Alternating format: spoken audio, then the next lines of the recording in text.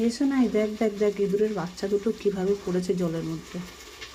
দাঁড়া, ওদের তুলে আগে ভালো করে মুছিয়ে তারপরে হাতের তালুতে কিছুক্ষণ রাখলে ওরা দুজনেই সুস্থ বোধ করবে। দেখ কি সুন্দর শুয়ে আছে চোখ বুজিয়ে।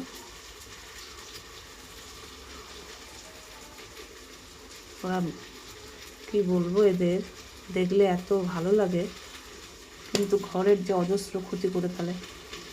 আমার ঘরের একটা কিচ্ছু ভালো রাখিনি এরা, কিন্তু ছোট কী করব, মারতেও পারি না। এই যে জলটার মধ্যে হাবুডুবু খাচ্ছিল,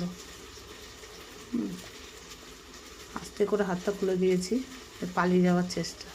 আরে বাবা একটু থাক হাতে, তারপরে তো ছেড়ে দেবো তোকে। যা আস্তে আস্তে হাতের মুঠোটা খুলে দিই। দেখ মা, দেখছে চারদিকে আবার।